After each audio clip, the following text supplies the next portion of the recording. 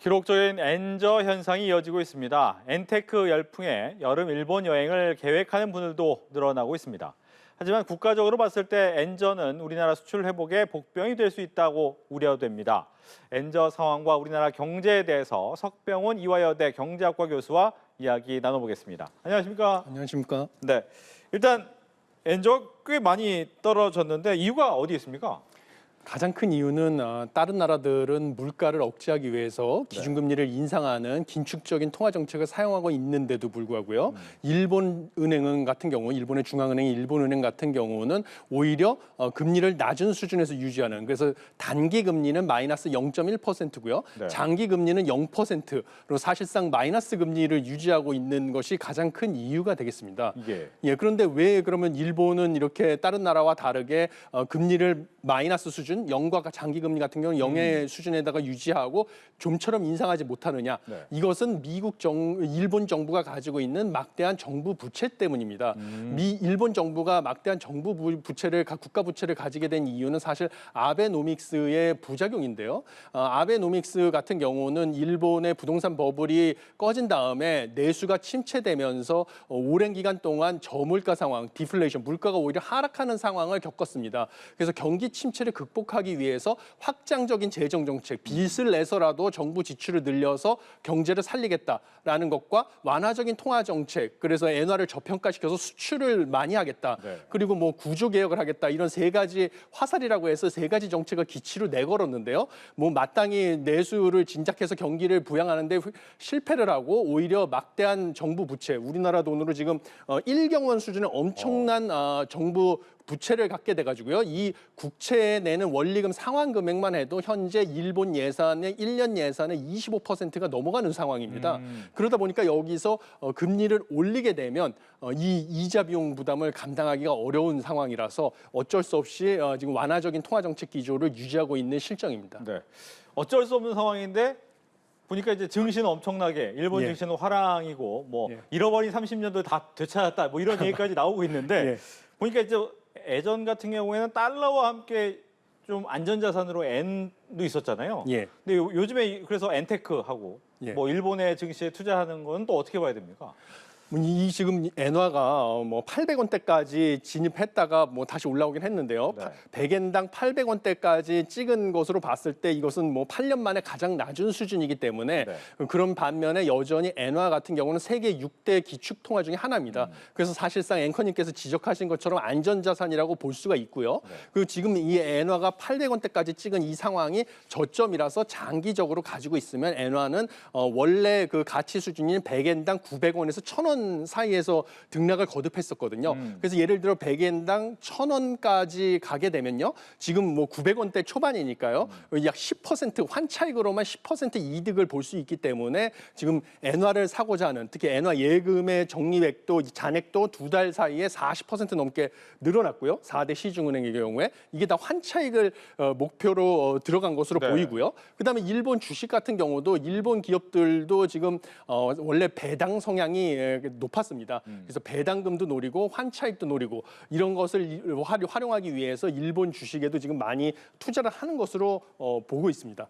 하지만 중요한 것은 과연 엔화가 언제 반등을 할 것인가가 그 관심입니다. 왜냐하면 아무리 언젠가는 엔화가 가치가 올라갈 것이지만요. 네. 그 기간이 뭐 몇 년씩 걸린다고 하면 장기간 투자 자금이 묶이는 그 낭패를 볼 수도 있거든요. 그래서 일례로 작년 이맘때쯤 엔화가 뭐 900원대에 진입했을 때 100엔당 900원대에 진입했을 때 엔저라고 하면서 뭐 엔화를 사재기 하는 현상도 있었고요. 그다음에 뭐 일본 관광도 많이 늘었는데요. 네. 1년이 지난 지금도 엔화는 여전히 반등하지 않았습니다.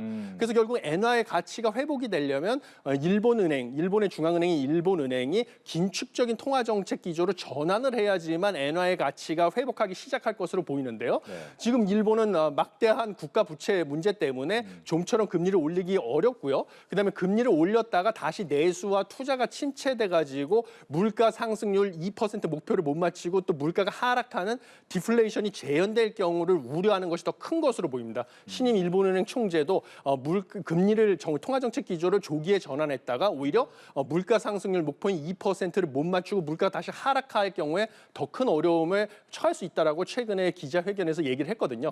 그래서 엔화 반등 시점을 지금 조기에 낙관하기는 어려운 상황입니다. 언제 올라갈지 모르기 때문에 자칫하다가는 이제 내 오래- 자금이 묶일 수 있다. 이 부분을 예. 좀 주의하면서 투자를 하셔야 될 것 같고 그렇다면 이제 일본에 여행을 가는 것 물론 이제 개인적으로 당연히 여행 가는 건 자유지만 국가적인 모습으로 볼 때는 가서 이제 우리가 돈을 써야 되는 예. 부분이 있고 또 엔화가 떨어지면 떨어질수록 우리 수출에는 또 악영향이 있을 수 있다 이렇게 얘기가 나오더라고요. 예, 맞습니다. 뭐 엔화가 지금 떨어지면요, 우리나라 일단 관광객 분들께서 일본의 낮은 엔화를 이용해 가지고 뭐 소비나 이런 걸 하게 일본 관광이 많이 늘어날 가능성이 큽니다. 네. 그러다 보면 국내에서 외국으로 나가는 관광객은 많은 반면에 아직 한국으로 들어오는 외국인 관광객은 그에 못 미치는 상황이라서 여행 수지 적자 폭이 더 커질 가능성이 크고요. 여행 수지 적자가 커진다고 하는 것은 결국은 경상 수지 적자를 키울 수 있는 요인이 됩니다. 이것이 좀 안 좋은 소식이고요. 두 번째는 앵커님께서 지적해 주신 것처럼 엔화의 가치가 하락하면 우리나라 주요 수출 시장이라고 하는 예를 들면 미국 시장에서 달러화로 표시가 된 일본 제품의 가격이 더 싸진다는 것을 뜻합니다. 그러면 우리나라가 일본과 이 수출 산업 주력 제품이 거의 겹치는 것이 많아가지고요.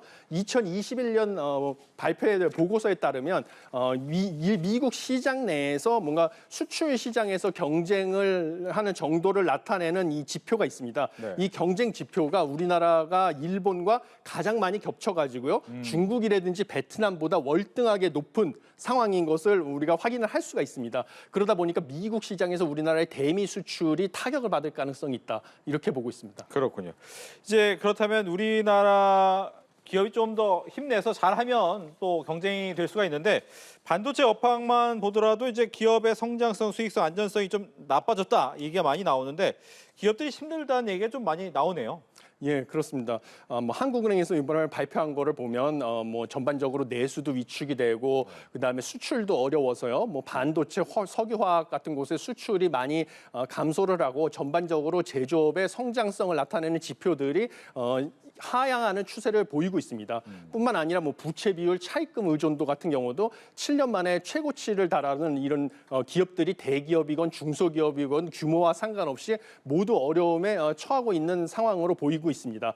그런데 무엇보다 중요한 것은 우리나라가 지금 단일 품목으로 수출 의존도가 높은 반도체 경기가 살아나야 되는데요. 네. 반도체 경기는 지금 좀처럼 우리가 주로 수출하는 것은 수출하는 메모리 반도체 같은 경우는 휴대전화 하고 그다음에 서버, 고성능 서버에 들어가는데요. 특히 휴대전화의 절반 정도의 메모리 반도체가 들어가는데 미국 같은 경우는 이미 그 재난지원금 이런 거를 막대하게 지급을 하고 경제 여건이 좋아서 대부분의 미국 국민들이 휴대전화를 최근에 교체를 해서요. 휴대전화 교체 수요가 별로 없고요. 결론은 중국에서 휴대전화가 많이 교체가 돼야 되거든요. 경기가 회복이 돼서.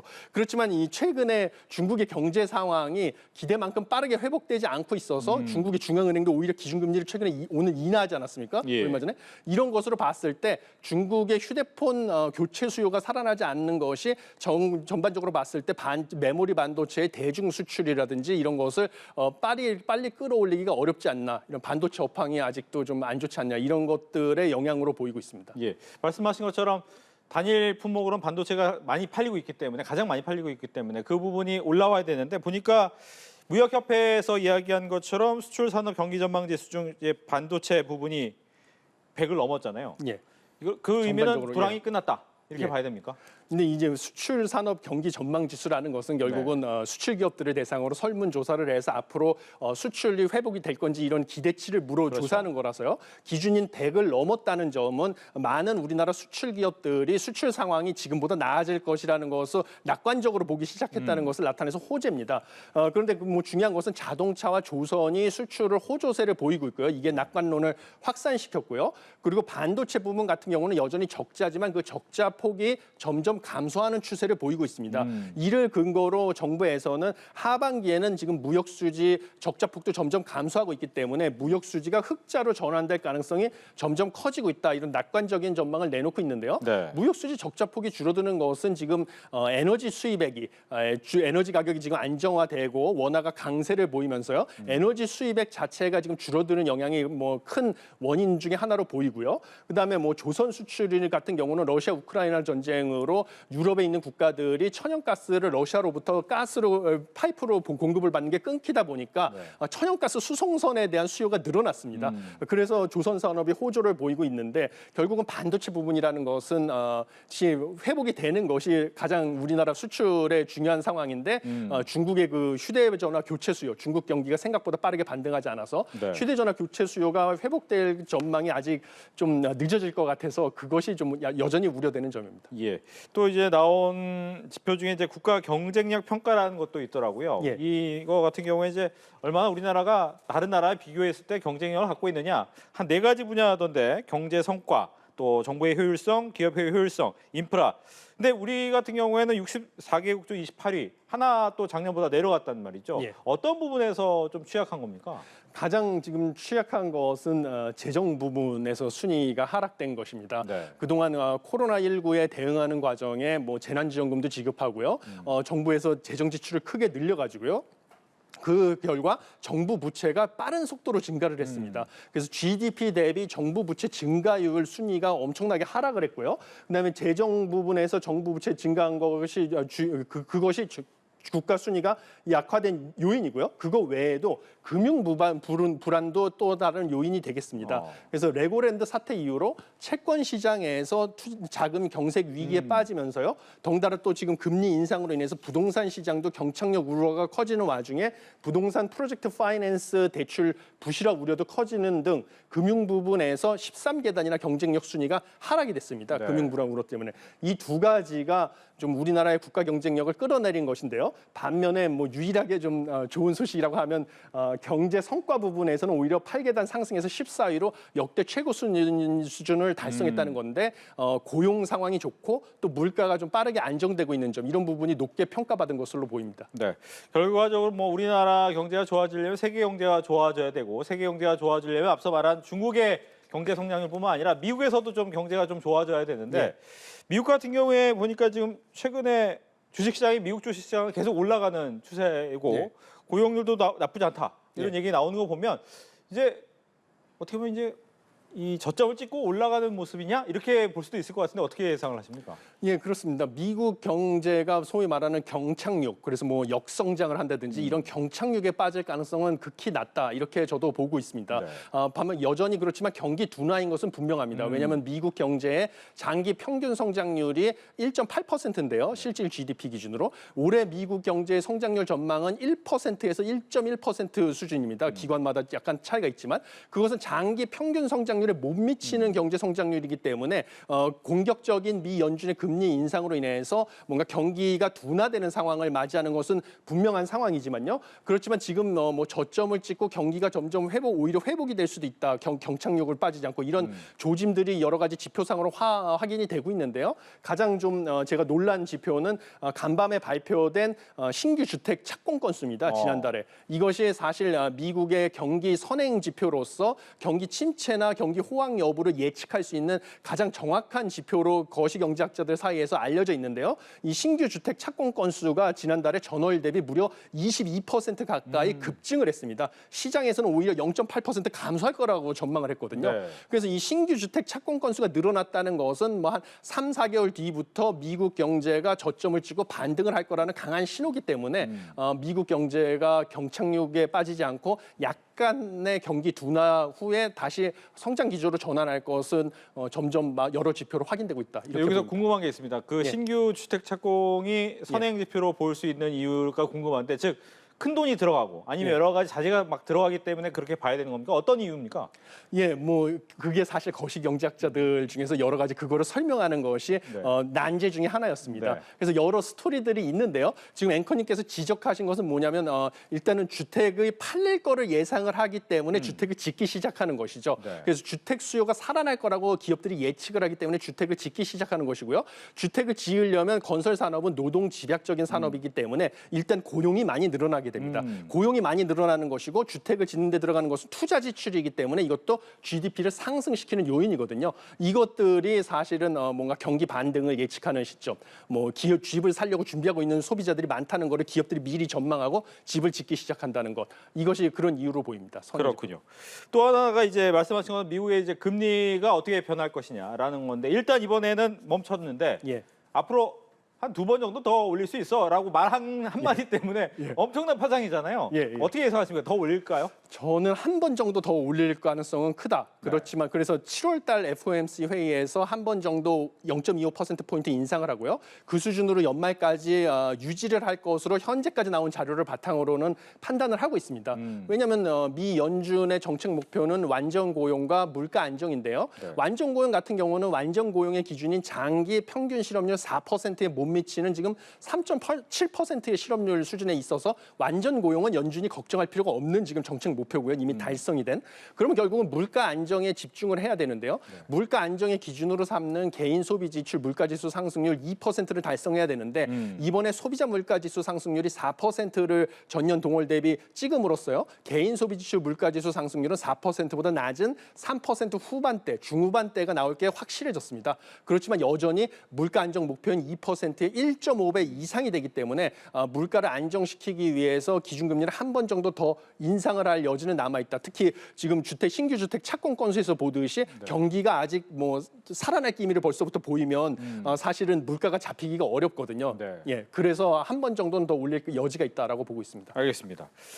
세계 각국 중앙은행들도 여기에 따라서 어떻게 움직일 것이냐 보니까 보통 미국이 올리면 우리랑 금리 차가 너무 많이 나면 안 돼 하고 같이 올리는 경향이 예. 많았는데 예. 요즘에 좀 다르게 하잖아요. 뭐 예. 일본이야 뭐 어쩔 수 없다고 하지만 예. 중국, 일본, EU 다 다른데 예. 이유는 어디 있습니까?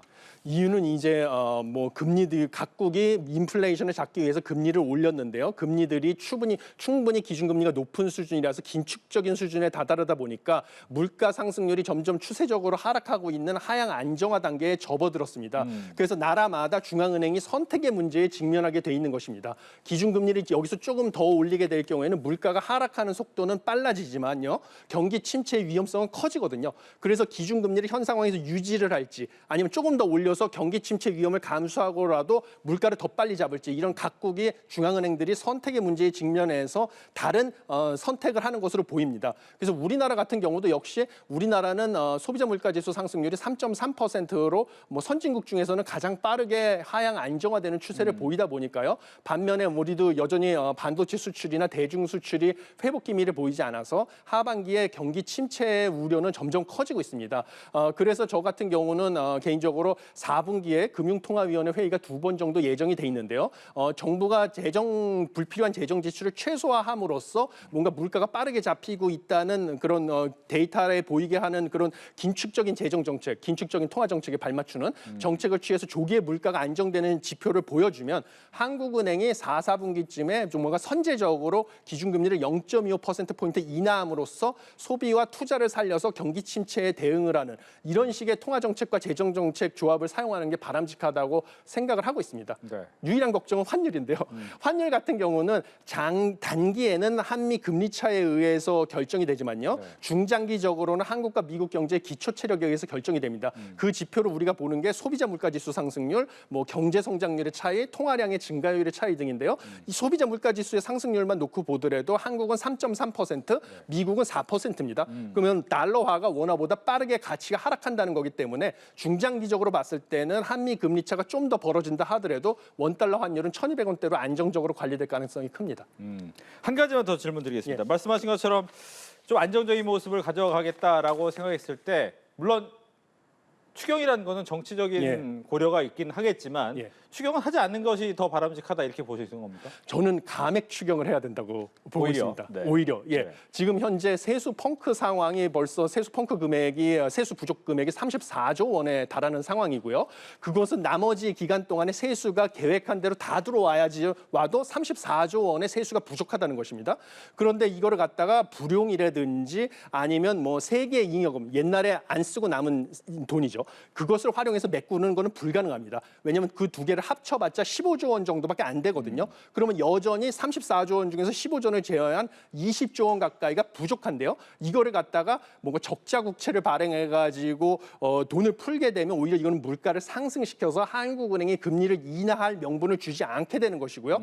차라리 기존에 예정이 됐던 예산 집행 계획을 갖다가 감액 추경해서 재정 지출을 줄임으로써 세수 부족분만큼 지출을 줄여버리면 세수 펑크가 없어지는 것이거든요. 그렇게 하면 오히려 물가가 빠르게 떨어지면서 한국은행이 4분기경에 선제적으로 0.25%포인트 정도 금리를 인하할 여지가 생긴다. 그래서 이런 식으로 대응을 해야 된다라고 생각을 하고 있습니다. 알겠습니다. 이렇게 해서 기록적인 엔저 현상과 우리나라 경제 상황까지 석병원 교수와 이야기 나눠봤습니다. 오늘 얘기 잘 들었습니다. 감사합니다.